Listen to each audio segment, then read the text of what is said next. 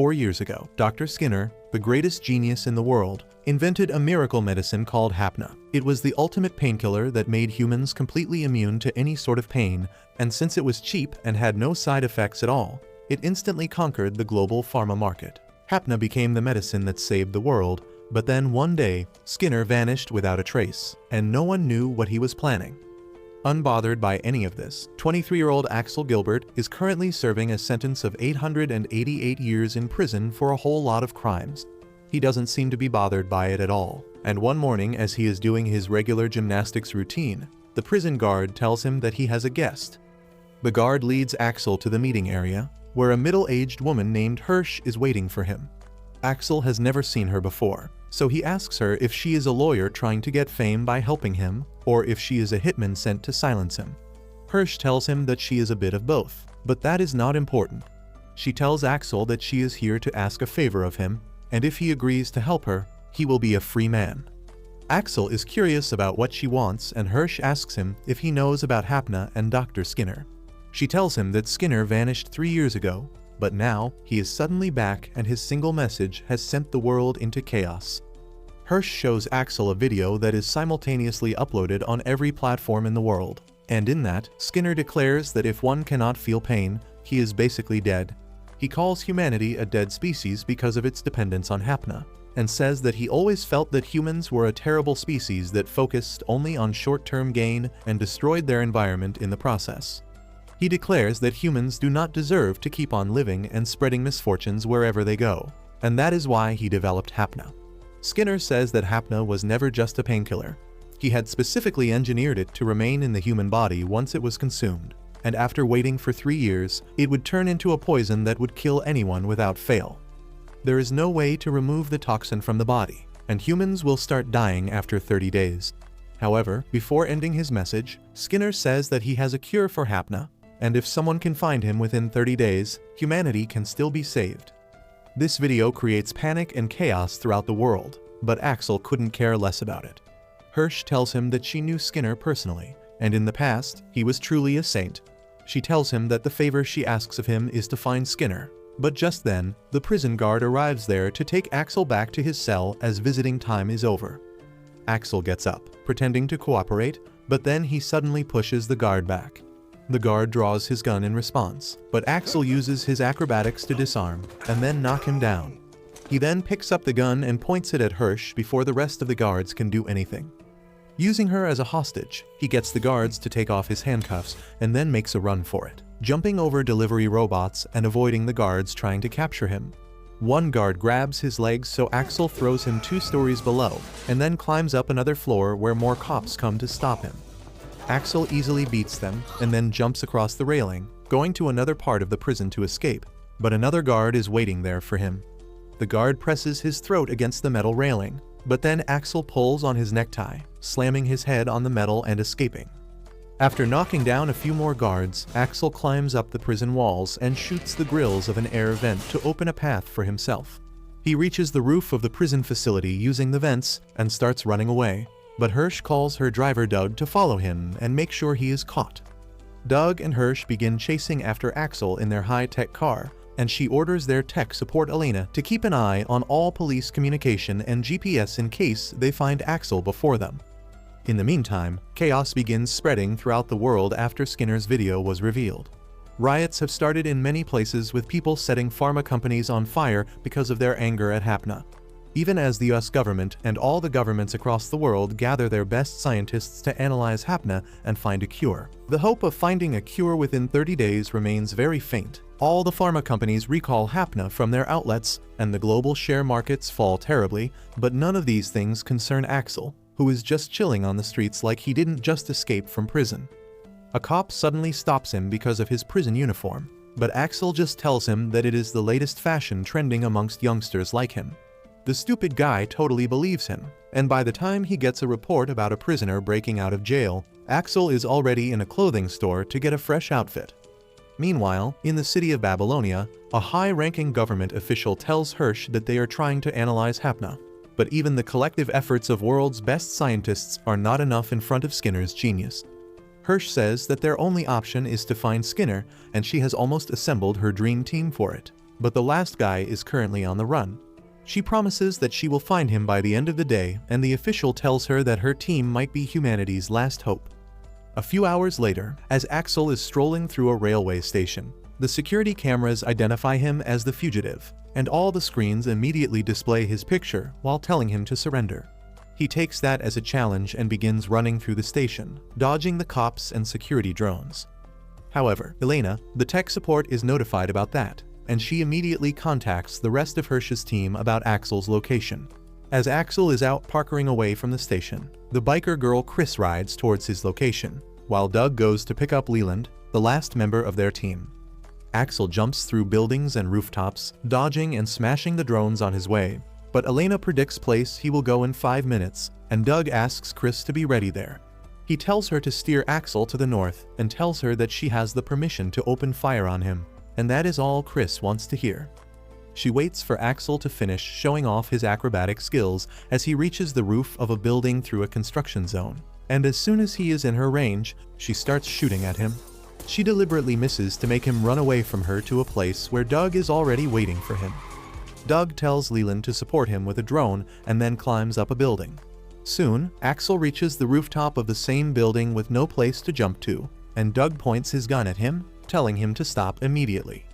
Axel puts his hands up and tries provoking him so that they engage in a close-range fight, but Doug already knows about his tactics.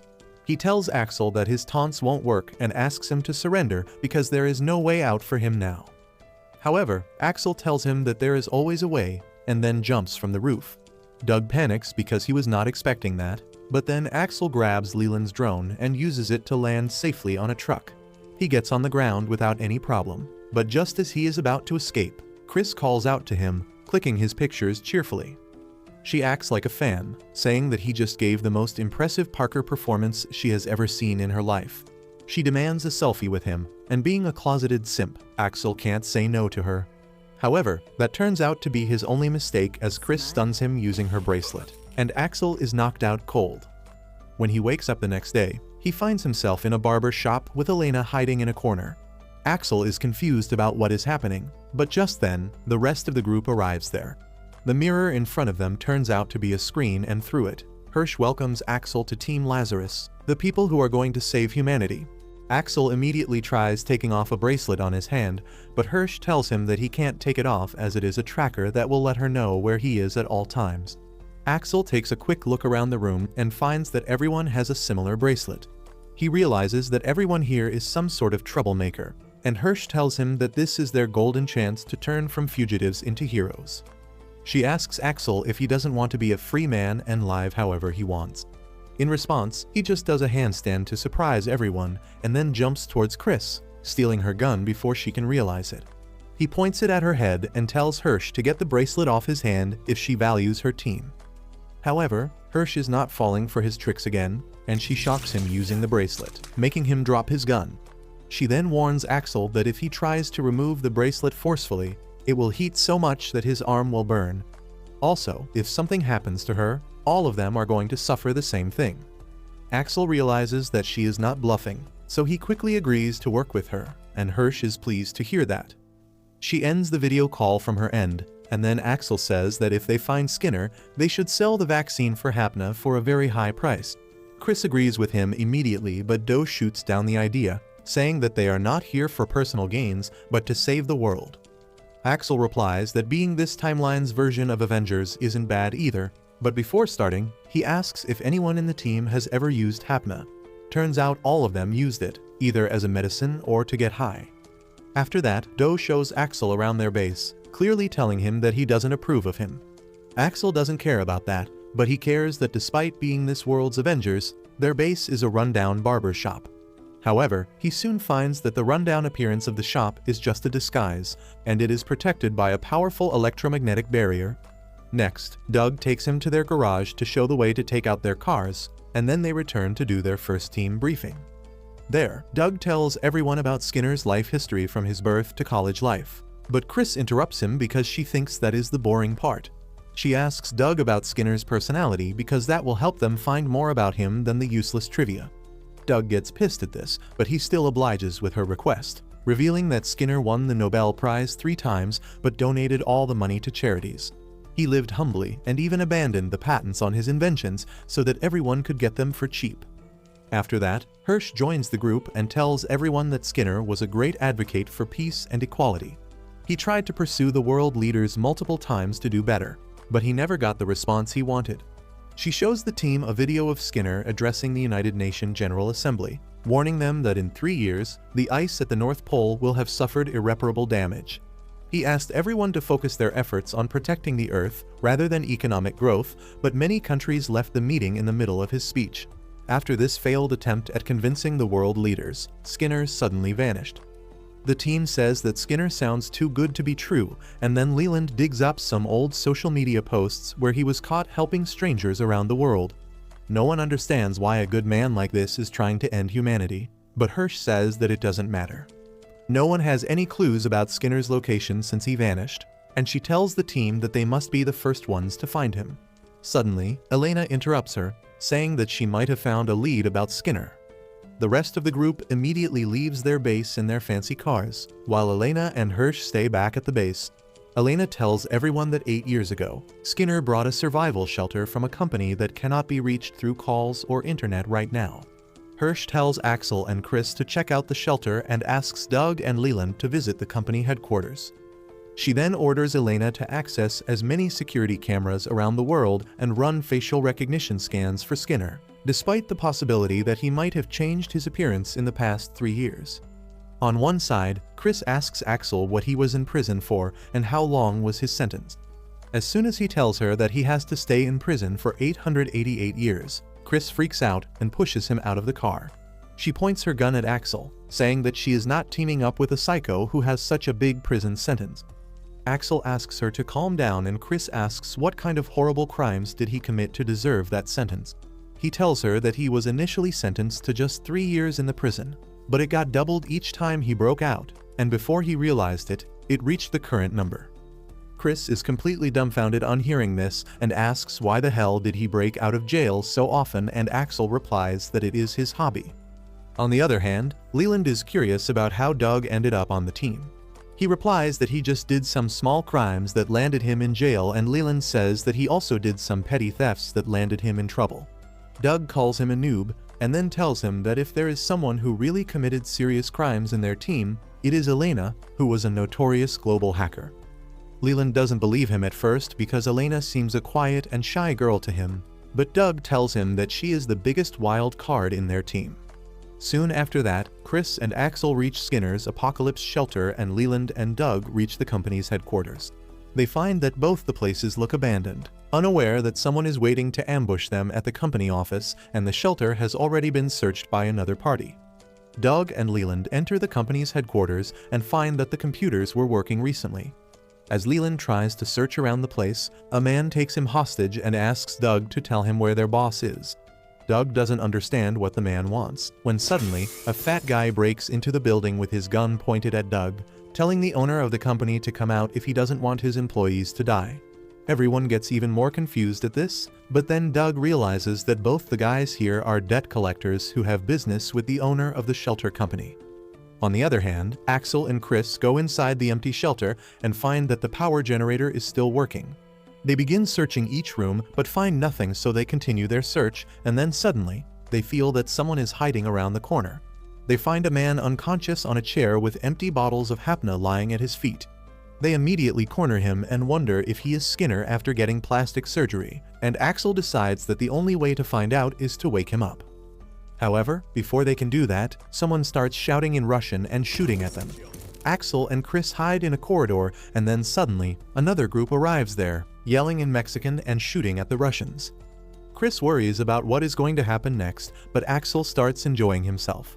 He shows off his pendant, saying that it is his lucky charm that keeps him invincible, and then runs right in the middle of the room, unbothered by the bullet storm. Chris thinks that he is crazy, but she has no choice but to support him in dealing with the gangsters and the cartel members. They manage to knock them all out and reach the guy unconscious in the middle of shelter, but just then, the D and the FBI arrive there to arrest their targets. They tell Axel and Churs to drop their weapons, but Axel tells them that he is from Lazarus and asks them to drop their weapons instead. Everyone gets confused because they have never heard of Lazarus before, and then Chris turns on the lights so that everyone can see what is going on. Just as she does this, the man in the chair wakes up and immediately falls on the ground, apologizing to everyone and promising that he will return their money back. He clings to Axel's leg, begging him to save him, and in return, Axel punches him hard enough to make him bleed. He then does an instant DNA test to confirm that he is not Skinner, and all the parties in the shelter are disappointed. It turns out that the guy was the owner of the shelter company who was hiding from the debt collectors in Skinner's bunker. On the other hand, Leland hits it off with the debt collectors after hearing their stories, and Doug receives a call from Chris telling him what happened at her end. He feels that the search mission is not going to be easy, but he has no idea how difficult it is going to get in just a few minutes. Back at their base, Elena suddenly finds a Skinner on a security camera footage, but then suddenly, thousands of cameras around the world begin showing Skinner's face at the same time, confusing both Elena and Hirsch. If you liked this video, please consider subscribing and watch the video on your screen next.